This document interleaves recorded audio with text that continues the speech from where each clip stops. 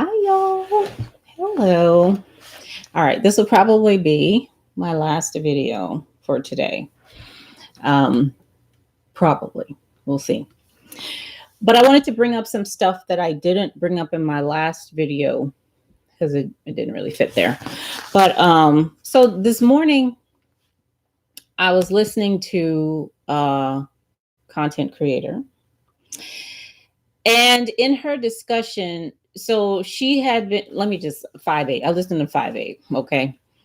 And in her the commentary, she brought up how she does not like Tracy. Okay, now like I said, I haven't been here that long, but I knew that like almost from day one. I knew that she did not like Tracy. I didn't know who Tracy was, right? But I knew that she didn't like her. So, and I always heard her talk about how Tracy dragged her daughter and other kids, like she just does that. But I didn't really know like what that meant. I didn't, I'm thinking, saying something like, you got some badass kids or something like that, something that you normally hear. You okay, your kids don't know how to behave or whatever, something like that. But today she actually played a recording that Lady Snoop TV did of previous recordings of Tracy dragging kids. So she started playing it, and I'm listening to this like, I can't be hearing this right. Like, I really can't be hearing this lady that I'm subscribed to, Tracy, because I was subscribed to Tracy, talk about this little girl like this. Like, I couldn't believe what I was hearing. It was awful. It was really, really bad. And like it was, y'all. I mean, if you go to Lady Snoop TV, if you didn't hear Five Abe's video this morning, you can go and hear what she's saying. Babe, you can come down if you want to. You can hear what she was saying, and it was terrible. Like, it really was. And I unsubbed from Tracy today because I'm like, I can't. That was just too much. I see all the dragging and the talking about folks and the this and the that that's going on. I see that. And up until this point, I've never unsubbed from anyone because of that. But this one was just too much, for at least for me. For me, it was just too much, and I'm not going. I'm not going to be contributing to someone who does that and seems to be okay with it, because I haven't heard that anything will be different. So I don't know, but it's just little me. That's not even a splash in the pond, me unsubbing. So that's not a big deal. Anyway, I just wanted to bring that up because that was really bad. It was just really bad. And something I also wanted to talk about today. I was talking with my friend about how this lady. Now, what was I doing? What was I doing when we were having that discussion? What was I talking about when I brought up the lady who didn't return my calls? You know what we were talking about? Okay. We're talking about something, having to do with my book, Firing God. And what I remembered is that, so I told y'all about that today. I brought it up. I brought my book here. I told you what it was about. But so that book is about my truth, right? It's about what I did. It's about how I now think. It's about the way that I now navigate the world. Okay. And nowhere in there or in anything that I say am I saying you are wrong if you don't think like I do. That's totally ridiculous. Okay. Never say that. So, but that, now I know my folks. Okay. And of course, when I did that, when I wrote the book and I voiced my ideas, my family was concerned, because as I said, that belief has you thinking that something terrible is going to happen to me now that I no longer share in that belief. Okay. They were concerned, but nobody disowned me. Okay. My mom, I talk to my mom every week, my oldest sister, my youngest sister, my brother, everybody loves me. Everybody, they talk to me and all that. So nothing happened regarding it. We didn't let our difference in belief get between the love that we have for each other as family. Okay. And that should be everything, right? That should be the same thing between, I don't care what religion you are. You know, if I choose either not to believe or believe something different, that should not get between. Why would belief get in between my love for you? That don't, you know, why would it do that?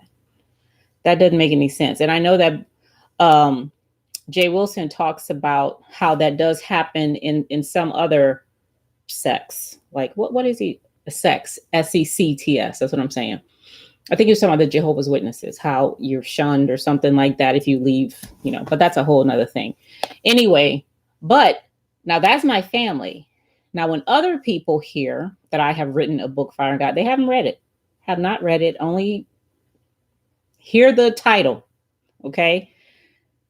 I am led to believe that that gets in the way of us being able to do business together so far. So there's two specific incidents that I can remember right now where I feel like when the person Googled me or looked me up and saw that I wrote that book, that totally severed the relationship, you know, which is unfortunate because they were really missing out. Okay.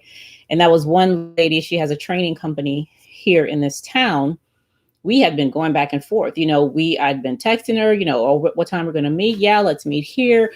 We can go for coffee here. Yeah, I'll see you there. What time?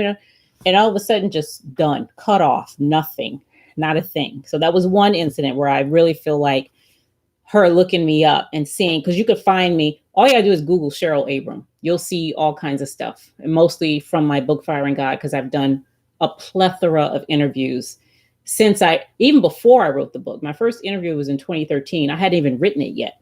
Okay. So from 2013 on, you'll see, you know, you can find stuff about me in that book and what I talk about. So there was that. Plus, I wanted to put Fire and God on Audible. You know, I wanted to read it so that people who didn't want to read, they just want to listen, do that. Found another business owner here in my community to help me do that. We were talking. Yeah, I'll meet you at the studio. You know, what time should I be there? I think I sent him the book. Didn't I send it to him? I believe I did. I believe I sent it to him because he knew the title, like he knew all that. But I feel like I even went to the studio. He told me to meet him at a certain place. I went there, knocked on the door, rang the door, nothing. Absolutely. Text him, emailed him, all that, absolutely nothing. So what I suspect happened there was that when whoever he was dealing with, partners with, found out that, oh, this lady coming in here to, you know, to narrate a book called Fire and God, you know, we don't want to be struck by lightning or whatever, you know, I feel like something like that happened because I don't know what other, you have business coming through your door. I'm about to pay you to do what you are in business to do.